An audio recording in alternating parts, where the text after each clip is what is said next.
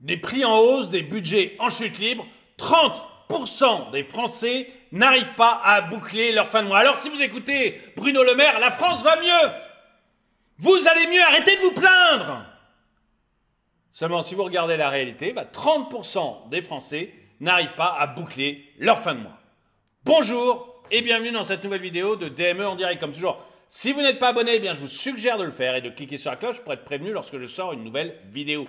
Et puis, pour ceux qui arrivent à boucler leur fin de mois, allez sur la boutique DME. Il y a des t-shirts, il y a des polos, il y a des stickers, il y a des magnets, il y a des casquettes.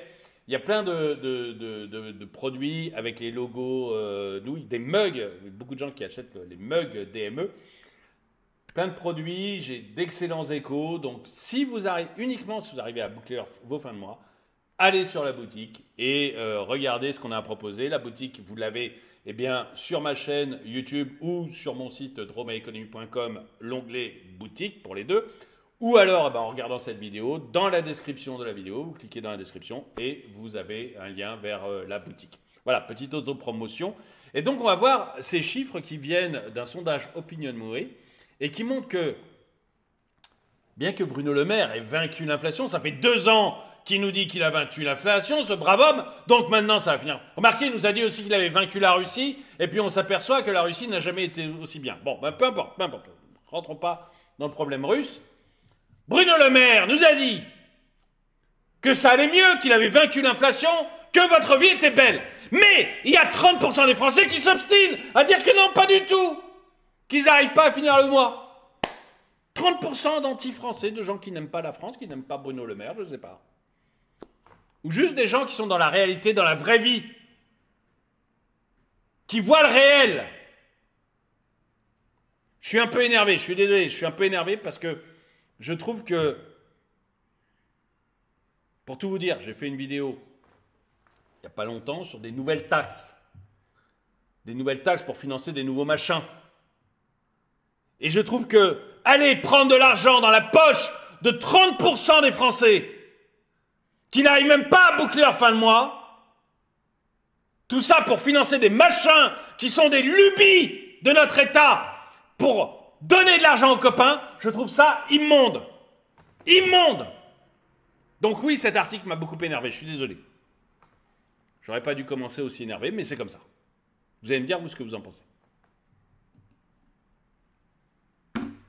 On est champion du monde des taxes.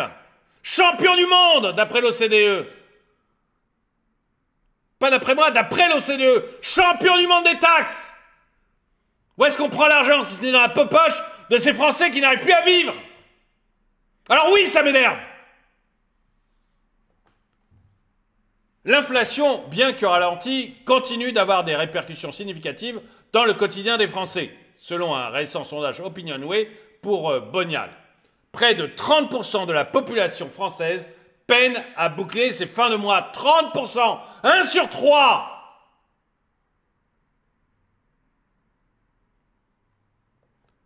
Alors que la période festive approche, la morosité règne parmi les citoyens, confrontés à la nécessité de faire face à une inflation qui, bien que moins forte, demeure présente.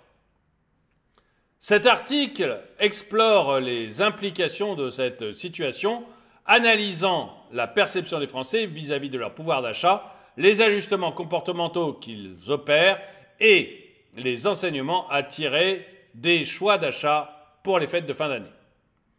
Perception versus réalité. La divergence entre la perception individuelle du pouvoir d'achat et la réalité économique ressort clairement dans les résultats du sondage. Alors que 78% des Français expriment un sentiment négatif envers leur pouvoir d'achat, l'INSEE rapporte une augmentation de 3,4% des prix à la consommation en novembre 2023. Donc l'INSEE nous dit que l'inflation diminue. Les prix continuent à augmenter. C'est d'ailleurs pour ça qu'à mon avis, les deux vont ensemble. Les prix continuent à augmenter. Ils augmentent vite, moins vite. Merci, merci.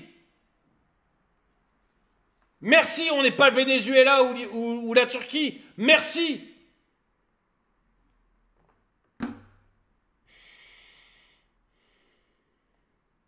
Les répondants estiment une augmentation globale des prix à plus 19% au cours de la dernière année, mettant en lumière un écart significatif entre la réalité économique et la perception individuelle. Oui, mais vous avez une augmentation de 3% de la consommation en novembre, des prix à la consommation en novembre, c'est vrai, mais sur l'année, ce que l'on prend en compte dans l'INSEE, c'est à la fois l'augmentation des loyers, par exemple, qui est de 3,5%, ou l'augmentation de choses que vous n'achetez jamais, comme des bagnoles. Enfin, jamais, très rarement, on est d'accord. Et ce que les gens perçoivent, c'est ce qu'ils font toutes les semaines. La nourriture, qui a explosé, les prix de la nourriture ont explosé. Et puis, sur toutes ces technologies, votre téléphone, votre ordinateur, votre télé, l'INSEE a un mode de calcul qui est bizarre. Je ne dis pas que c'est faux, c'est bizarre. C'est-à-dire qu'ils comptent la technologie, ils disent, voilà, votre enseigne iPhone vous coûtez 500 €, le nouveau coûte 1000 €, mais il y a 2 fois plus de technologie dedans. Donc, les prix n'ont pas augmenté. Avant, vous payiez 500 €, maintenant vous payez 1000 €, mais il y a 2 fois plus de technologie. Donc, moi, INSEE, j'en déduis que les prix n'ont pas augmenté.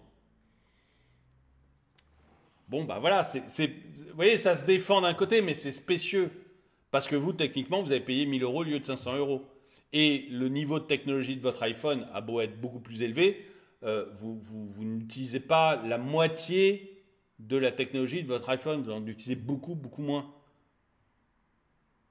Donc voilà, c'est pas, vous voyez, la différence entre du coup ce que calcule la réalité, entre guillemets, calculée par l'INSEE et la perception que vous en avez. Votre perception, c'est que vous avez payé 2 fois plus cher votre iPhone, et c'est vrai. C'est pas une perception fausse. Et là, je dis iPhone, bien sûr, c'est pas. Peut-être les prix n'ont pas doublé chez iPhone, mais vous voyez, c'est pour vous donner une bonne idée. Hein, votre perception, qui est aussi une réalité finalement, c'est que les prix de votre iPhone a doublé dans l'exemple que j'ai donné. Alors, ce que vous dit la réalité de l'INSEE, mais qui peut vraiment être mise en cause, c'est que non, les prix n'ont pas doublé parce que la technologie, elle aussi, a doublé. Je suis désolé, c'est très. Je veux dire, voilà, c'est très, très subjectif. Vraiment, c'est très discutable. C'est très discutable.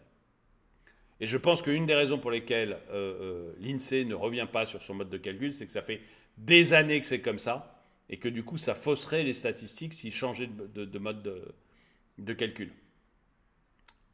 Donc au moins c'est faux, mais comme c'est faux sur un grand nombre d'années, ça a quelque chose de juste parce que ça permet de comparer. Ce que je veux dire, voilà, ça permet de comparer. L'adaptation face à l'inflation persistante. L'inflation persistante contraint les Français à adapter leur comportement d'achat. Près de 81% des consommateurs prévoient d'ajuster leurs habitudes d'achat dans les semaines à venir. 81%, 8 sur 10. 8 sur 10 vont changer leurs habitudes d'achat dans les semaines qui viennent. Bon, on peut me dire que ça va bien, mais j'ai des doutes, Bruno. Parmi les principales stratégies adoptées, la réduction de la consommation d'énergie, 28%. Un Français sur 3. Et la recherche accrue de promotion, 34%, là aussi un Français sur 3, figure en tête. Vous avez de la chance parce que l'État a pensé à vous. L'État a décidé de vous venir en aide. Les promotions, c'est fini à partir d'avril. Terminé. Terminé. Le paquet de papier toilette ou d'essuie-tout offert pour un acheter, terminé. L'État a décidé que c'était terminé à partir du 1er avril et c'est pas une blague. Terminé.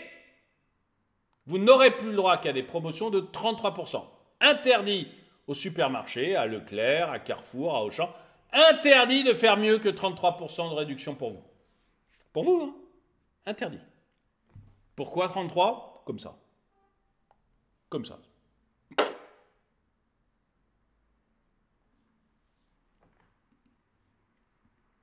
Vous êtes trop riche. L'État trouve que vous êtes trop riche.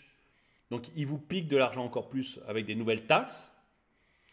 Et d'un autre côté, il interdit aux supermarchés de faire des promotions trop importantes. Vous êtes trop riche, vous avez trop de sous-sous. Vous avez trop de sous-sous qui ne sont pas dans sa popoche à lui. Ça l'énerve.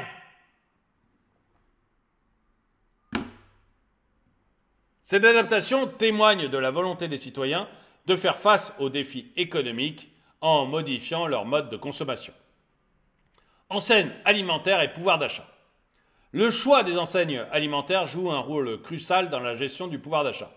Leclerc et Lidl se maintiennent en tête du classement avec une note moyenne de 6,9 sur 10, suivi par Aldi 6,4 sur 10, Intermarché 6,2 sur 10 et Carrefour 6 sur 10. Cette tendance s'explique par la promesse de prix compétitifs que ces enseignes ont toujours affichés. Lidl et Leclerc mettent ça en tête de gondole, si on peut dire, de leur vente. Rassurant les consommateurs dans un contexte d'incertitude économique. Défi des achats de Noël.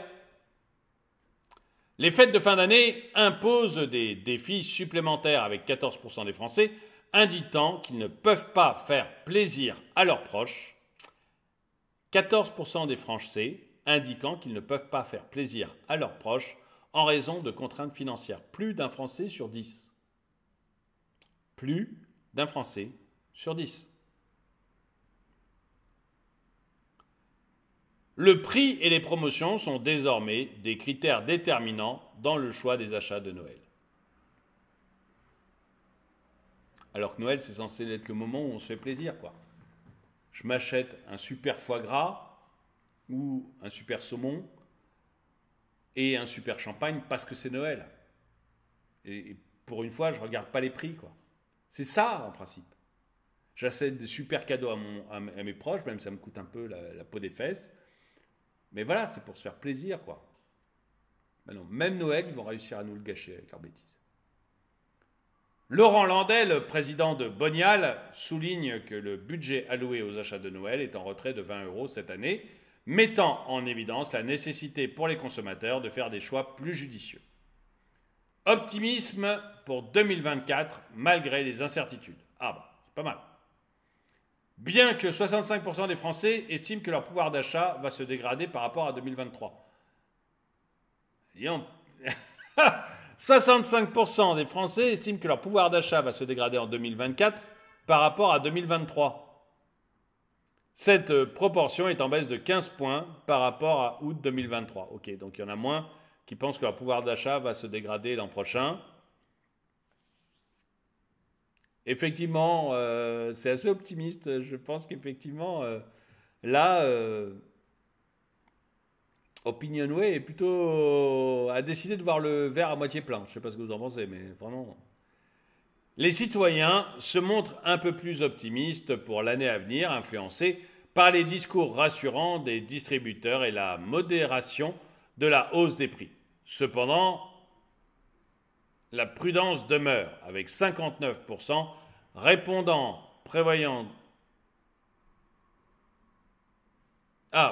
59% des répondants prévoyant de moins se faire plaisir en 2024.